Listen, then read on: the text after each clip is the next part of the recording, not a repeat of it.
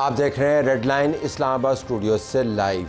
Islamabad talks का मामला अब वक्ती तौर पर आपको ख़त्म होता हुआ नज़र आ रहा है। टॉक्स ख़त्म नहीं हुई, सफारतकारी ख़त्म नहीं हुई, लेकिन इस्लामाबाद के अंदर जो हमारा ख्याल था, तज्ज़िया निगारों का ख्याल था और जो हमें उस वक्त एक हवा चलती हुई नज़र आ रही थी कि यहाँ पर एक हतमी डील फ़ौरी तौर पर हो जाएगी या कोई उसकी शक्ल निकल आएगी, वो मामला नहीं हुआ। जो इस्लामाबाद के अंदर ईरान के आखिरी एलची आए, इराक़ची साहब इनके फ़ॉरेन मिनिस्टर हैं, जो यहाँ से पाकिस्तान की हवाई सहूलत को इस्तेमाल करते हुए ओमान गए। अब वो मौजूद हैं रूस के अंदर और वहाँ पर उनकी पुतिन से मुलाकात हुई। फ़ॉरेन मिनिस्टर का पुतिन के साथ मिलना प्रोटोकॉल के हवाले से आपको इसके अंदर एक अदम तवाज़ुन नज़र आएगा, लेकिन जो मामलात वहाँ पर डिस्कस हुए वो इतने अहम थे कि इराक़ची साहब का और पुतिन का मिलना बनता था। वाशिंगटन की तरफ से इस तमाम बातचीत को बगौर देखा जा रहा है। ईरान कह रहा है कि अमेरिका ने जो तजवीज़ दी है वो अब हमारे रडार के नीचे है, उसका हम मुताला कर रहे हैं। अमेरिका ने ये कहा है कि हम ईरान के साथ प्रेस के ज़रिए डिप्लोमेसी नहीं करेंगे, जिससे मुराद ये है कि बहुत सारी बातें जो अंदर खाने हो रही होंगी वो शायद प्रेस के ज़रिए सामने नहीं आए। लेकिन हैरान कुन बात यह है, और सितम ज़रीफ़ी भी है, कि जो मुल्क तमाम काम प्रेस के ज़रिए करता रहा है वो कह रहा है कि हम बातचीत जो है वो प्रेस के ज़रिए नहीं करेंगे। साथ उन्होंने ये भी कहा है कि आबनाए हुर्मुज़ को हर हाल में खोलना होगा। ईरान का मानना ये है कि आपको खोलना होगा आबनाए हुर्मुज़ को, तब जाके हम न्यूक्लियर मामलात के ऊपर बात करेंगे। इस्लामाबाद के अंदर जो बातचीत हुई, पाकिस्तान ने क्या खोया क्या पाया, इस्लामाबाद के अंदर जो मामलात तय हुए, क्या वो इस्लामाबाद में आकर ही डील में कन्वर्ट होंगे या डील के लिए कोई और स्टेज सजेगी, इसके ऊपर हमारे पास तज्ज़िया निगार मौजूद है। उनका तारफ़ करवाने से पहले हम आपको बता दें कि हमारे पास वाशिंगटन से इदरीस अली साहब मौजूद हैं, सहाफ़ी हैं, रॉयटर्स के और नेशनल सिक्योरिटी कॉरेस्पॉन्डेंट हैं जो पेंटागन को कवर करते हैं। और इनसे हम शुक्रिया अदा करते हुए ये बात करेंगे कि डोनाल्ड ट्रंप के ऊपर जो नाम नहाद हमला हुआ उसके बाद वाशिंगटन में क्या बातचीत हो रही है, ये बहुत बड़ी खबर है। क्या डोनाल्ड ट्रंप के पास बहुत ज़्यादा सपोर्ट आ गई है, लोग उस बंदे के बारे में क्या बात करें? तो इदरीस साहब का बहुत शुक्रिया। नाज़रीन, इसी प्रोग्राम में हम शकील अहमद से बात करेंगे। पाकिस्तान के मुआशी मसाइल आज स्टेट बैंक की रिपोर्ट ने उजागर कर दिए। जो तवक्को की जा रही थी कि आज मॉनेटरी पॉलिसी का रेट जो है वो शायद पुराना ही रहे, इन्फ्लेशन के रेट के मुताबिक उसमें इजाफा कर दिया गया। बिज़नेस कम्युनिटी उसमें खुश नहीं है। हमारे डेफिसिट्स के भी मामलात हैं। तो स्टेट बैंक जो बैरूनी मामलात से हमारी मईशत मुतासर हो रही है, इसके ऊपर क्या बात कर रहा है, शकील अहमद हमें बता रहे होंगे। स्टूडियो में हमारे पास जो मेहमान मौजूद है उसमें सैयद बाकिर सजाद साहब मौजूद हैं, सहाफ़ी हैं, रोज़नामा डॉन की तरफ से। साकिब तनवीर हैं जो एडिटर इन चीफ़ हैं पाकिस्तान टीवी डिजिटल। अनस मलिक हैं bureau chief Asia one news Pakistan की तरफ से। और सुमेरा खान नुमाइंदा ख़ुसूसी समाज टीवी। आप चारों का बहुत शुक्रिया जी। Let's talk to Idris. Idris, आपको उस हॉल में होना था, आप मुझे बता रहे थे आप शायद 10 साल से उस हॉल में जा रहे थे, तो ज़रा रिकॉल कर दीजिए कि ये हॉल क्या है, डिनर कैसा था, ताकि ज़रा माहौल बन जाए सवाल करने का अगला। जी बताइए। जी नहीं, बिल्कुल आप सही कह रहे हैं। ये देखें, ये जो हॉल है ये होटल समझे जाए, हिल्टन होटल। और ये जिस जैसे पाकिस्तान में हो ना कि कोई प्रेसिडेंट आ रहा है, वाइस प्रेसिडेंट आ रहा है, तो पूरा होटल बंद किया जाता है। इधर बिल्कुल नहीं होता ये, बल्कि जो रेगुलर गेस्ट हैं वो पैसे दे के आके उसी रात उसी होटल में रह सकते हैं। तो आप जैसे होटल एंटर करते हैं, लॉबी में सब लोग, कोई भी आम आदमी विदाउट सिक्योरिटी चेक घूम रहा होता है। और जब आप 2 फ्लोर नीचे जाते हैं उसके बाद एक और हॉल होता है। उस हॉल में एक साइड पे पार्टीज हो रही होती हैं, डिफरेंट न्यूज़ ऑर्गेनाइजेशंस, रॉयटर्स कह लें, वॉल स्ट्रीट जर्नल कह लें। और फिर अगर आप दाएं हाथ पे देखें तो फिर सिक्योरिटी चेक शुरू होती है, जहां आप एंट्री लेते हैं एक्चुअल जो बॉल रूम है जहां ये डिनर होता है। तो आप काफ़ी हद तक आप जा सकते हैं इस इंस्टेंस में गन के साथ without any security checks. I think ये काफ़ी एक अनोखी चीज़ है इस होटल में। और आई थिंक क्वेश्चन, अब सवाल पूछे जा रहे हैं कि इतना बड़े होटल को पहली बार बंद क्यों नहीं किया गया, और उनने जो सिक्योरिटी चेक पॉइंट है वो शुरू में क्यों नहीं लगाए, इतने आगे जाके क्यों लगाए। आप 9 साल से जा रहे हैं, 10वें साल भी आप जाते अगर आप पाकिस्तान से ना ट्रैवल कर रहे होते। तो इससे पहले के जो सिक्योरिटी अरेंजमेंट्स होते हैं, अगर सदूर वहाँ पर कभी मौजूद हुए, तो उनमें और इन सिक्योरिटी अरेंजमेंट्स में आपको फ़र्क नज़र आया? देखिए एक चीज़ इंपॉर्टेंट है कि जो ये कॉरस्पॉन्डेंस डिनर है उनकी सिक्योरिटी 10 साल से जो मैं जा रहा हूँ ये सेम ही रही है, मगर एक चीज़ बदली है। आप देखें प्रेसिडेंट ट्रंप पे ज़िंदगी पे अब जो 2 अटैक हो चुके हैं, तो मेरे ख्याल से अगर मैं देख रहा हूँ मैं समझूं कि चले 2 अटैक हुए हैं, शायद सिक्योरिटी और टाइटन हुई, मगर टाइटन बिल्कुल नहीं हुई। और ये मेरे लिए एक बड़ी अनोखी बात है कि अटैक होने के बावजूद इतने थ्रेट होने के बावजूद फिर भी उनने सिक्योरिटी नहीं बढ़ाई। तो मेरे ख्याल से मैं और मेरे दोस्त यही बात कर रहे थे कि अगर हम लोग होते इधर और हम लोग सिक्योरिटी के चार्ज में होते तो हम लोग मेरे ख्याल से सोचते कि देखो थ्रेट हाई है, अलर्ट हाई है, मे बी सिक्योरिटी ज़्यादा बढ़ानी चाहिए थी। और ये भी एक चीज़ याद रखने की ज़रूरत है कि सिर्फ प्रेसिडेंट ट्रंप नहीं थे, वाइस प्रेसिडेंट JD वैंस भी थे और प्रेसिडेंट ट्रंप की पूरी कैबिनेट उधर थी। तो मतलब आप देखें जो भी इंडिविजुअल्स गवर्नमेंट को चलाने के लिए थे वो सब इकट्ठे एक कमरे में थे और फिर भी सिक्योरिटी ऐसी थी। और जिसने सिक्योरिटी मुहैया करनी थी कैश पटेल, वो भी उधर ही था। वो भी उधर ही था। आप डिफेंस सेक्रेटरी देख लें जो ईरान में जंग चला रहे वो भी उधर ही थे। अटॉर्नी जनरल जस्टिस डिपार्टमेंट के वो भी उधर थे। और माइक जॉनसन जो स्पीकर ऑफ द हाउस जो थर्ड इन लाइन कहते हैं ना सक्सेशन, वो भी उधर ही थे। तो मतलब बड़ी अनोखी चीज़ अगर आप सोचें। तो ये कौन बंदा था जिसने ये हरकत की? इसके बारे में क्या पता चला? इसके नज़रियात क्या थे? कौन है ये? देखें ये कोल टॉमस एलन 30 साल का है, कैलिफोर्निया से है और ये काफ़ी पढ़ा लिखा है। इसने अपना अंडर ग्रेजुएट भी किया है कैलिफोर्निया यूनिवर्सिटी से और कैलटेक से अपना हायर एजुकेशन किया। तो ये कोई ऐसा कोई रैंडम सा बंदा नहीं था, इसने काफ़ी सोच समझ के ये किया था। और जो हमें जो इत्तला मिली है और जो मीडिया रिपोर्ट्स है कि इसने अपना एक मैनिफेस्टो भी लिखा था और इसका जो मैनिफेस्टो था इसने अपने भाई बहन और पेरेंट्स को 10 मिनट अटैक से पहले भेजा। और उस मैनिफेस्टो में ये कहता था कि ये जो ट्रंप एडमिनिस्ट्रेशन है ये जो कर रहा है ये बहुत ही ख़राब है और इसलिए मैं ये अटैक करने जा रहा हूँ। तो इसके बारे में इतना पता नहीं है, मगर हमें ये लग रहा है कि ये काफ़ी लिबरल सोच से बंदा था, काफ़ी वेल एजुकेटेड बंदा था। इसकी जो अपब्रिंगिंग थी, इसकी जो फैमिली लाइफ थी, अभी तक जो हमें पता है वो काफ़ी मतलब कोई इश्यूज ऐसे नज़र नहीं आए। और जैसे हम लोग जिस लोगों से बात करते हैं ना वो कहते हैं कि देखें शूटर या जो मिलिटेंट के जो बैकग्राउंड होता है ये इंसान जो है, ये जो आदमी है ये बिल्कुल फिट नहीं करता, क्योंकि यूजली एक कोई रेड फ्लैग होते हैं कि ऐसे व्यूज़ होते हैं कि जो इनके दोस्तों को पता हो या कंसर्न हो, मगर इस केस में कोई ऐसा अभी तक लग नहीं रहा। अभी कोई चंद घंटों में ये कोर्ट में आएगा, डिस्ट्रिक्ट कोर्ट DC के जो डिस्ट्रिक्ट कोर्ट है उसमें लाएंगे और मेरे ख्याल से जब चार्जशीट निकलेगी ना तो फिर इनकी जो मोटिवेशंस है और इनकी जो आइडियोलॉजी है वो ज़्यादा पता चलेगी। मगर हमें ये पता भी है कि उनके पास 2 गन थी और ये दोनों गन उन्हें कैलिफोर्निया से ली, कैलिफोर्निया से DC लेकर आए। उसी रात या एक रात पहले उनने होटल में चेक इन किया और किसी ना किसी तरह से ये 2 गन अपने होटल रूम जो 10वीं फ्लोर पे थी वो लॉबी में लाए और किसी ने नहीं देखा। बिल्कुल आखिर में ट्रंप को इसका फ़ायदा हुआ या नुकसान हुआ अभी तक जो बातचीत चल रही है वाशिंगटन में? जी, ये आपने बड़ा एक अच्छा क्वेश्चन पूछा है और इसके अंदर बड़ा डिबेट है। एक जो फैक्शन है वाशिंगटन में कह रहा है कि ये प्रेसिडेंट ट्रंप को बहुत ज़्यादा बेनिफिट करेगा क्योंकि ये इनका जो एक मसाया सा एक व्यू पॉइंट है ना, मसाया सी जो इमेज इनने बनाई हुई है ये उनके लिए और बेहतर होगी कि देखें लोग हमें मारने की कोशिश करते हैं मगर किसी ना किसी तरह से प्रेसिडेंट ट्रंप बच जाते हैं। तो यही एक कंक्लूजन है कि कोई बहुत ही बिब्लिकल वजह से ये बचते रहते हैं।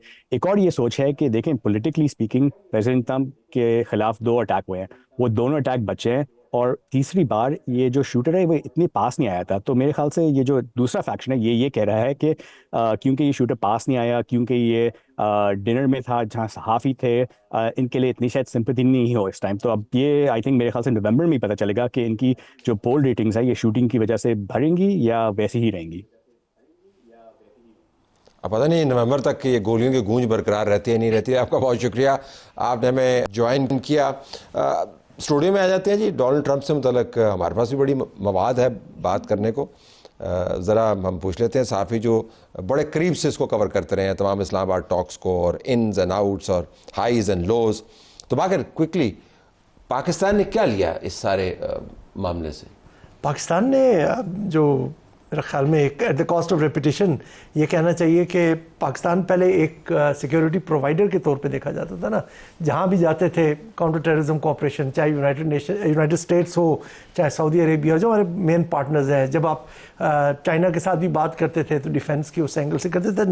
Now you are being presented as a regional stabilizer. तो that is the main net gain for Pakistan in this whole scenario. उसके अलावा पाकिस्तान की डिप्लोमेटिक लीवरेज थोड़ी सी बढ़ गई है, प्लस जो एक हम हमेशा से सॉफ्ट इमेज की क्राइसिस में रहते थे, आई थिंक उसमें भी काफ़ी फ़र्क पड़ा है, क्योंकि लोग अब पॉजिटिवली जो बाहर से भी लोग बात कर रहे हैं पाकिस्तान को, तो उस जो एक हम क्राइसिस में रहे हैं तकरीबन 2-2.5 डेकेड से, तो उससे हट के अब ये देख रहे हैं कि जी पाकिस्तान के पास डिप्लोमेटिक क्लाउट भी है, पाकिस्तान के पास यह है कि जो मेजर जो कॉन्फ्लिक्टिंग पावर्स हैं उनको साथ लाने की भी उसके पास कन्वीनिंग पावर भी है, क्योंकि आजकल के इस दौर में जहाँ पे कितने ज़्यादा कॉन्फ्लिक्ट्स हो गए हैं, तो ये चीज़ कि आप कॉन्फ्लिक्टिंग पार्टीज़ को एक टेबल पे लाएं, this is I think very unique. Unique तो है, लेकिन जो तवक्कुआत थी अनस के यहाँ पर ही डील होगी, तो अभी तक तो नहीं हुई, और लोगों का हम तो बड़े मुंतज़र रहे, आप सब भी मुंतज़र रहे। आज भी हम सरेना होटल गए थे, अब तो खैर सरेना होटल की कोई तस्वीर नहीं खींच रहा, और वहाँ पे जो हैं वो गोरी चमड़ी वाले घूम रहे थे, मुझे उन पर तरस भी आ रहा था, 2 के वीज़े एक्सपायर हुए थे। So the great story, but culmination point नहीं आया। बहुत बहुत शुक्रिया Tala sahab for having on the show. मेरे ख्याल से वो कल्मिनेशन पॉइंट आएगा। अभी जो बिगर पॉइंट जिसकी वजह से नेगोशिएशंस नहीं हो सके, मेरे ख्याल से दोनों पार्टीज इस बात को बहुत अच्छी तरह रियलाइज़ करते हैं कि इन पर्सन नेगोशिएशंस के स्टेक्स काफ़ी ज़्यादा होते हैं, उम्मीदें बढ़ जाती हैं, और अगर कोई डाइवर्जिंग पॉइंट है, कोई ऐसा ब्रेक अवे पॉइंट है, तो वो अब वो नहीं लाना चाहते उसके ऊपर कि कोई ब्रेक अवे पॉइंट के ऊपर वो किसी तरह चले जाएँ कि जहाँ से फिर एक बार मायूसी हो और फिर चेमागोइयाँ निकलें।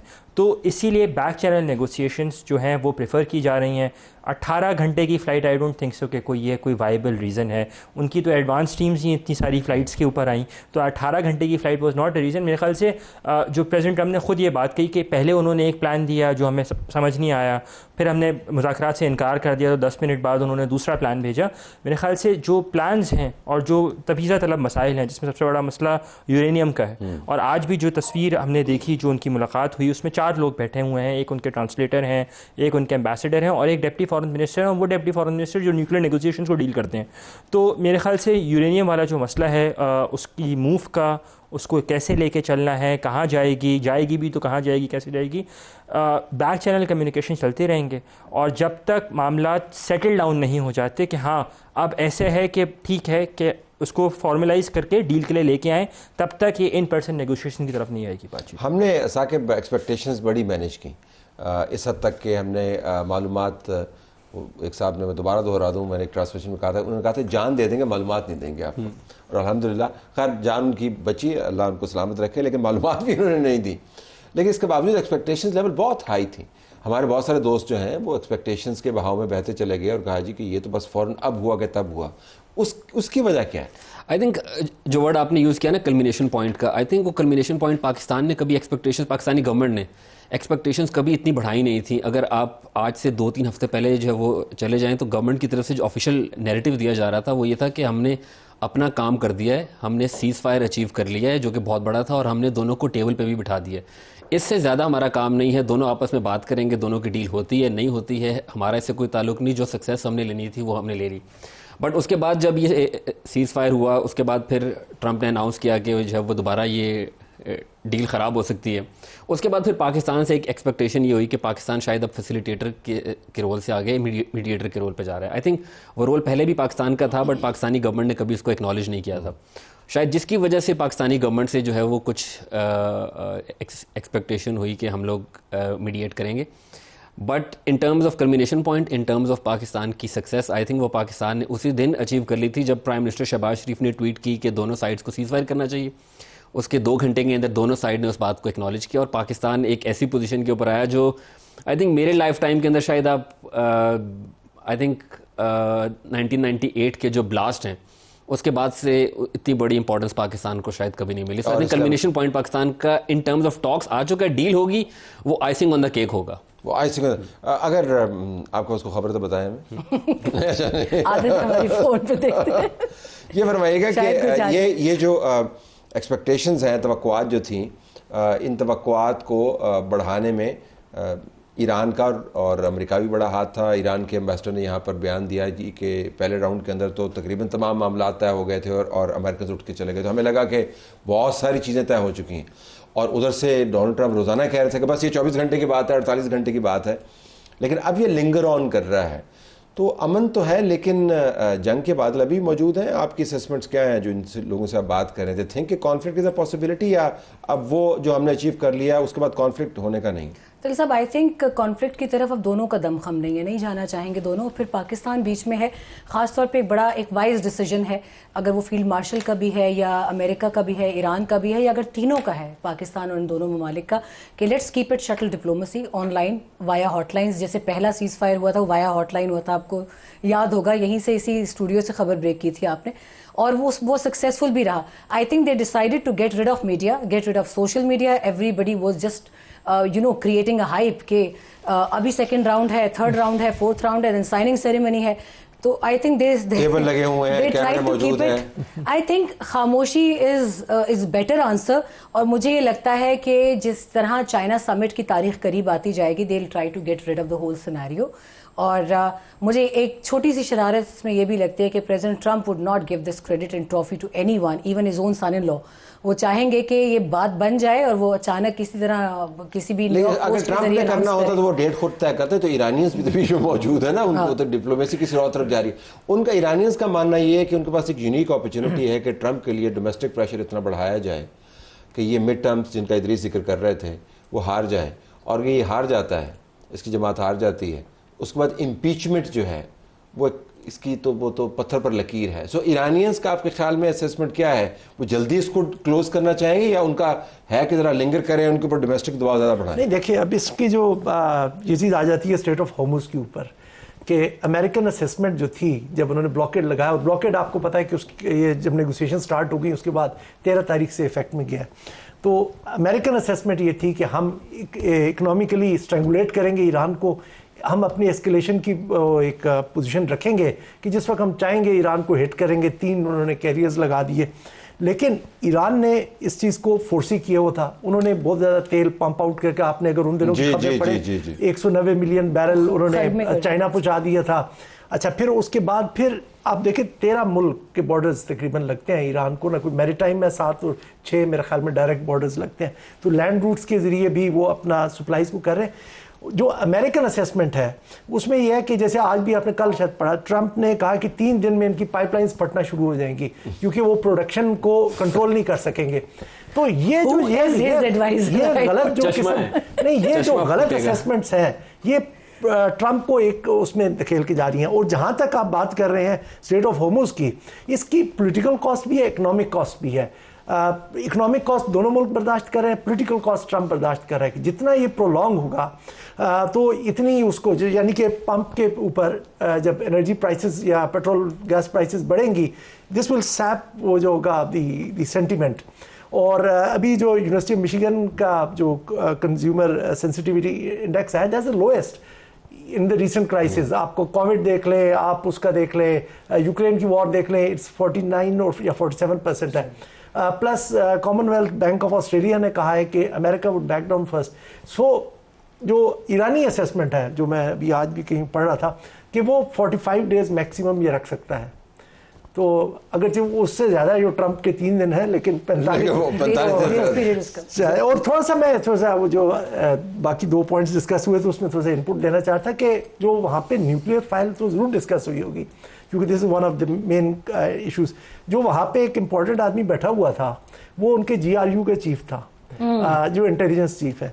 और आपको पता है कि कुछ दिन पहले उनकी नेशनल जो सिक्योरिटी काउंसिल है, उन्होंने ईरान को वार्न किया कि जी ये दोबारा एक जंग शुरू कर सकते हैं, एस्केलेशन हो सकती है, it's not completely off the table as yet. तो यकीनन वो एस्पेक्ट भी डिस्कस हुआ। इन्होंने इंटेलिजेंस सपोर्ट भी दी ईरान को, टारगेटिंग में असिस्टेंस दी, डिप्लोमेटिक शील्डिंग की। तो they must be looking at beyond the cease fire कि किस तरह से हम करना। लेकिन अनस इसमें एक और ज़बरदस्त जाविया ये भी है कि जो खौफनाक तरीन हथियार है इसराइल और अमेरिका का, वो असैसिनेशंस का है, और उन्होंने बेदरेग उस हथियार को इस्तेमाल किया है। अब उन्होंने उस हथियार के ऊपर फ़िलहाल हाथ रखा हुआ है, लेकिन उसको इस्तेमाल नहीं कर रहे। इसराइल ने तो खैर डिक्लेयर किया है कि हम वेट कर रहे हैं इस चीज़ का।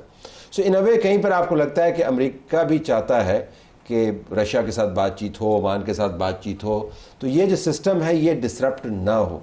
आपको लगता है बैक एंड अंडरस्टैंडिंग है ये? मेरे ख्याल से दोनों साइडों की, सिर्फ ईरान नहीं बल्कि अमेरिका की भी अंडरस्टैंडिंग है कि दोनों जंग लड़ सकते हैं लेकिन जंग जीत नहीं सकते। जंग लड़ना एक अलग चीज़ है, जंग जीतना, और जंग के मैदान में मॉरल विक्ट्री कुछ नहीं होती। या तो आप जंग एब्सोल्युटली जीतते हैं या आप हार जाते हैं। तो दोनों साइडों की असेसमेंट है और बड़ी फेयर असेसमेंट है, इसीलिए वो इस मामले को प्रोलॉन्ग नहीं करना चाहेंगे। और इसीलिए ये जो अभी भी डिप्लोमेटिक रूम जो ओपन हमें नज़र आ रहा है वो इसी का एक शाखसाना हमें नज़र आता है। लेकिन हैविंग सेड दैट, इसमें एक बड़ी इंटरेस्टिंग फैक्टर जो होगा मेरे ख्याल से स्ट्रेट ऑफ हॉर्मुज़ से ज़्यादा जो है वो न्यूक्लियर का जो फ्लैश पॉइंट बनेगा वो मैं अंतालिया में मौजूद था 10 रोज़ पहले, और वज़ीर ख़ारजा इसहाक़ डार ने अपने सेशन में यह बात कही कि 80% जो मसाइल थे वो 11 और 12 अप्रैल को जो बातचीत हुई थी उसमें हल हो चुके थे। उनके बकौल स्ट्रेट ऑफ हॉर्मुज़ का मामला, एसेट्स फ्रीज़ का मामला और सैंक्शंस का मामला ये हल हो चुका था, ये वज़ीर ख़ारजा इसहाक़ डार के बकौल पहले सेशन में। और 20% जो है अभी भी नहीं है, अभी भी मसाइल जो हैं जिनको स्टिच करने की ज़रूरत है। तो आप समझें कि 80% तो हल हो गए एक ही सिटिंग के अंदर, वो 20% के ऊपर कितना बड़ा गैप है कि आज हम 15-17 रोज़ बाद भी आज भी उसी के ऊपर ही बातचीत कर रहे हैं। मुझे ब्रेक लेना है, ब्रेक के बाद मैं आपके पास आऊँगा। सिर्फ ये जुमला कहते हुए कि जो अकाउंटेंट्स होते हैं ना अनस, वो स्टेटमेंट्स को रिकनसाइल बहुत अच्छा कर लेते हैं। और डार साहब so, मुझे वो ज़रा अकाउंटेंट है तो वो जब 80% कहते हैं और फिर 20% तो उसमें फिर ज़रा डिप्लोमेसी के अंदर वो मार्जिन्स कुछ और तरीके से असेस किए जाते हैं। ब्रेक लेते, ब्रेक के बाद वापस आते कि क्या अब जब दोबारा अगर इस्लामाबाद की तरफ रुख होता है डील के लिए और यहाँ पर मेज़ और स्टेज अगर लगता है तो क्या ये शहर दोबारा बंद हो जाएगा और हमने कुछ अपने इंतज़ामात के ऊपर भी रिव्यू करना है? ब्रेक के बाद।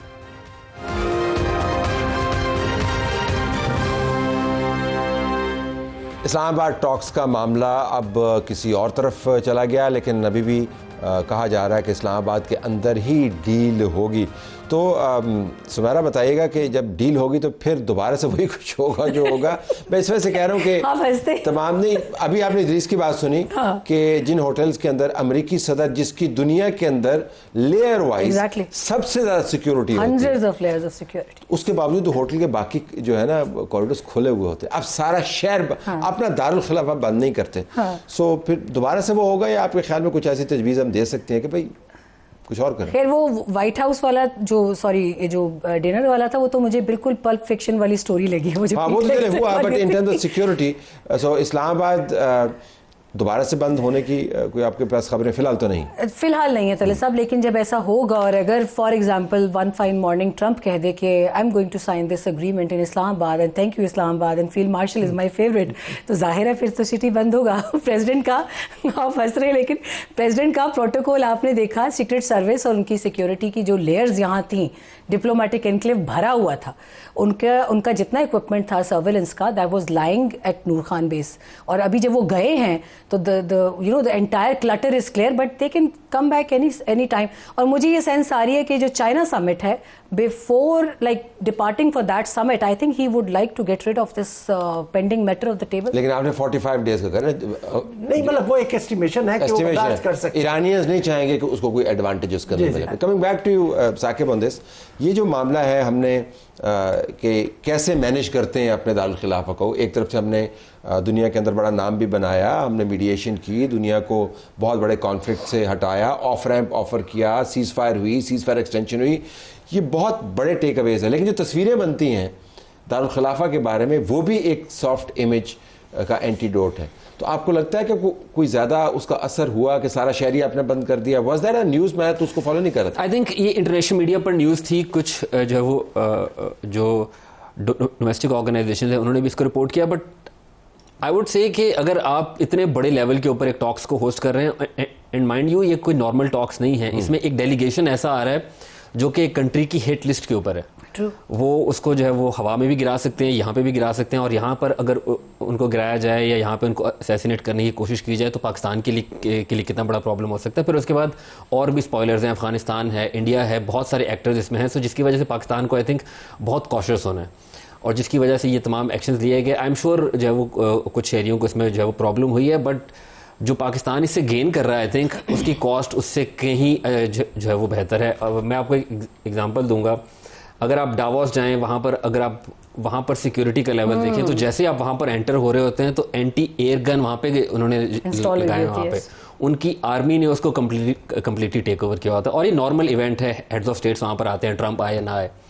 वहाँ पर अगर इतनी सिक्योरिटी है, जो कि स्विट्जरलैंड है, जो कि अपने आप को न्यूट्रल वेन्यू कहता है, तो फिर तो हम एक ऐसी जगह के ऊपर बैठे हैं जो इसको आप एक्टिव वॉर जोन ही कह सकते हैं। यहाँ पर ब्लास्ट आपको हर दूसरे महीने नजर आता है, यूएनजीए में जो एक्सपीरियंस करते हैं। सो आई थिंक ये इतनी कोई जो है वो गैर मामूली बात नहीं है। पाकिस्तान के स्टेक्स इस कॉन्फ्लिक्ट में काफी हाई हैं। अगर थोड़ा सा जो है वो शहर बंद भी हो जाते हैं तो हमें थोड़ा सा बर्दाश्त कर ही लेना चाहिए। ओके, चलो कर लेंगे बर्दाश्त अगर दोबारा। अच्छा, लोगों ने कोऑपरेट तो बहुत किया है वैसे, पीपल विल एक्चुअली। मैं रील्स देख रहा था जहां वो एंजॉय करना शुरू, मैं रील्स देख रहा था, लोग मजबूरी का नाम शुक्रिया था। मैंने ऐसी रील्स देखी हैं कि लोग कह रहे हैं कि ये एक ऐसा रूट है जिसको हम बर्दाश्त कर लेंगे अगर इसे पाकिस्तान की वैल्यू इंटरनेशनल दुनिया के सामने बेहतर होती है। कुछ रील्स मैंने भी देखी हैं, उनका जिक्र मैं नहीं करना चाहता, लेकिन बाकी इसको वापस आपको लूज लिप्स कर सकता हूं। वापस ये सस्टेनेबल जो है, देखें ये इमेज, ये हाइप टॉक्स के इर्द गिर्द ये मामला जब तय भी हो जाएंगे तो उसके बाद पाकिस्तान का स्ट्रेटेजिक एनवायरनमेंट हकीकत में कितना तब्दील हुआ है। क्योंकि मैं आज भी खबरें देख रहा था,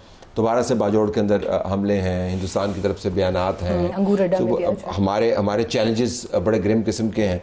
आपका ख्याल है कि ये जो हमारा एडवांटेज है, क्योंकि लोग ये भी बात कर रहे हैं, इसको हमें अपने दरीना मसाइल को हल करने के लिए भी इस्तेमाल करना चाहिए? नहीं, इसको हमें इस्तेमाल तो करना चाहिए, लेकिन इसका डायरेक्ट जैसे कहें कि हम डिविडेंड ये नहीं होगा कि अफगानिस्तान का मसला हल हो जाएगा या इंडिया के साथ हमारी टेंशन खत्म हो जाएंगी, बल्कि शायद एग्रीमेंट तो हमने ईरान के साथ बना लिया, एक तो निकला बाईपास कर लिया। मैं कॉन्फ्लिक्ट की बात कर रहा हूं। हाँ, कि अफगानिस्तान का जो कॉन्फ्लिक्ट है automatically it won't go away. इसी तरह इंडिया के साथ एग्रेवेट होने का खतरा है, कम होने का खतरा नहीं, क्योंकि you are now in competition for focus in Washington, तो वो भी आपका एक मसला है। तो ये मसले जाएंगे नहीं, लेकिन जो चीज़ अभी इन्होंने साकिब साहब ने कही वो एक एक्सक्यूज़ ज़रूर है, एक रीज़न है, रैशनल है उसका कि जी आप इस तरह से कर दें। लेकिन we also had an opportunity के act as a normal country, वहाँ से उनको वहाँ से उठाएं हेलीकॉप्टर में, जहाँ पे आपने सिक्योर किसी कंपाउंड में जहाँ भी करना है उसकी सिक्योरिटी नॉर्मल कंट्रीज ऐसे ऑपरेट करती हैं जब बड़े लेवल के डेलीगेशन आते हैं। वो है, लेकिन हमारे पास हमारी जो थी ना कि उसकी एक अपॉर्चुनिटी थी to act that we are acting as a normal country. I think we miss that. वो फिर एक बड़ा, मैं आपको एक और एग्जांपल देता हूं। मैं disagree with, sorry Saqib, I would disagree with Waqir भाई, बिकॉज द थिंग इज कि जब भी यूएस प्रेसिडेंट जहाँ पे अमेरिका इन्वॉल्व हो जाता है वहाँ पर प्रोटोकॉल उनके अपने ममालिक के लिए अलग होते हैं और दूसरे ममालिक के लिए अलग होते हैं। President Trump Greenland, vice president Greenland गए, प्रेसिडेंट ट्रंप कहीं ट्रैवल कर रहे हों, आप उस जगह की सिक्योरिटी, वो पूरा होटल खाली करा लिया जाता है, रोड बंद कर दिए जाते हैं। यूएनजीए के हालात अलग हैं यार, हमने भी समिट्स कवर किए हैं, मतलब नेटो के समिट्स में कवर करता रहा हूं, जब वॉर ऑन टेरर थी रेगुलरली सारे करता था, और ओबामा जाता था, नेशनल सिक्योरिटी समिट्स मैंने कवर किए। मैं आपको एक और एग्जांपल देता हूं। अभी जब प्राइम मिनिस्टर शहबाज शरीफ वाशिंगटन गए थे तो उनका एयरपोर्ट से लेकर उनके होटल तक कंप्लीट कॉर्डन ऑफ किया था। उनका जो कैवलकेड था उसमें तकरीबन 15 के करीब सिक्योरिटी की गाड़ियां, अमेरिकी सिक्योरिटी गाड़ियां थी, इसको कंप्लीट कॉर्डन ऑफ किया। और ये एक ऐसा मुल्क है जहां पर सिक्योरिटी का इशू नहीं है। हमारा मुल्क ऐसा है जहां पर बहुत ज्यादा सिक्योरिटी का इशू है और वहां पर आपको कॉशियस होना पड़ता है। बन सकता है, बनाया जा सकता है। Final word from you. आप फॉरेन मीडिया से भी आपकी बड़ी बातचीत होती रही कन्वेंशन सेंटर में, तो कोई क्या what was there image, if you could sum it up Pakistan के बारे में? तो बहुत लोग आए, बहुत अरसे के बाद आए इतने फॉरेन मीडिया। कुछ तो आपके बहुत पुराने कॉलीग्स थे, मेरी निक रॉबर्टसन से काफ़ी डिटेल में बात हुई। He was stunned actually, he was shocked. I think Sakib की टीम से भी उनकी काफ़ी डिटेल में बात हुई। इसमें से शॉक्ड थी। He was positively shocked. I should cover it up again.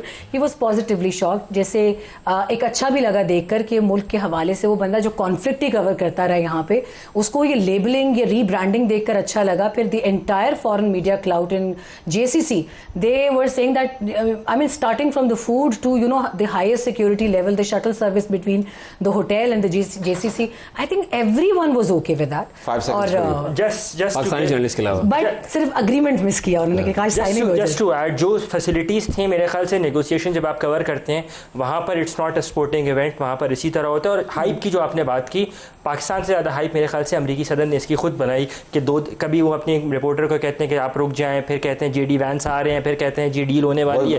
Caitlin जो है वो तो अब सुपरस्टार बन गई है। I have to leave it there. ये बड़ा एक दिलचस्प एपिसोड है, लेकिन मुझे लगता है कि इसकी आखिरी किस्त अभी हमने नहीं देखी और ऐन मुमकिन है कि आखिरी किस्त पाकिस्तान के अंदर ही हम देखें। प्रोग्राम हमारा जारी।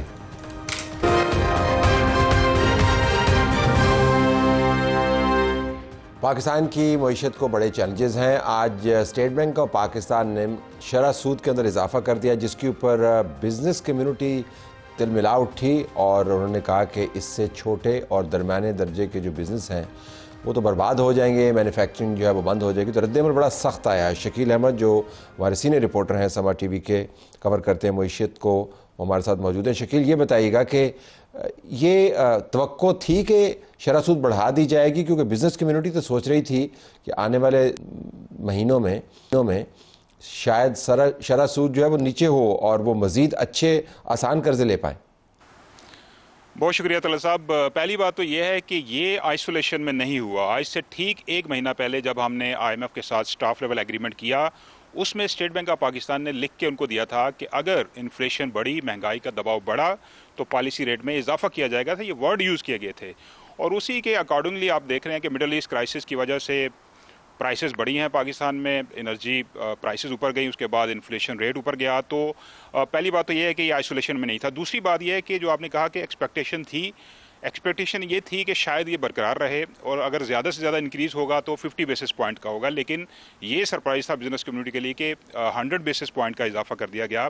अब होगा क्या? होगा ये कि इससे इन्फ्लेशन बढ़ेगा और साथ साथ कास्ट ऑफ डूइंग बिजनेस बढ़ेगी, लोगों का कारोबारी लागत बढ़ जाएगी और उससे होगा कि जो लोग प्लान कर रहे थे कि एक्सपेंशन करेंगे, पॉलिसी रेट नीचे आएगा, कारोबार को वसअत देंगे, लोगों को जॉब्स मिलेंगी, रोज़गार मिलेगा, वो सिनेरियो नहीं रहा। तो चूंकि स्टेट बैंक ने खुद कह दिया है कि आने वाले महीनों में जो इन्फ्लेशन है वो चूंकि एक्सपेक्टेशंस हैं डबल डिजिट में रहेगा, तो इसलिए पॉलिसी रेट जो है उसमें इंक्रीज़ कर दिया गया है। लेकिन बिजनेस कम्युनिटी ने इसको रिजेक्ट किया है। उन्होंने कहा कि ये बहुत ज़्यादा है, इससे कास्ट ऑफ डूइंग बिजनेस बढ़ेगी। लेकिन पाइड जो कि एक सरकारी इदारा है, उसने सजेस्ट किया था कि इसको मेंटेन रखा जाए, कम ना किया जाए लेकिन मेंटेन रखा जाए। लेकिन आपको पता है हम IMF प्रोग्राम में हैं, तो IMF के साथ जो शराइत हैं उसमें ये बुनियादी शराइत है कि टाइट मॉनेटरी पॉलिसी रखनी है और उसी को सामने रखते हुए स्टेट बैंक की जो मॉनेटरी पॉलिसी कमेटी है उसने ये डिसीजन लिया आज।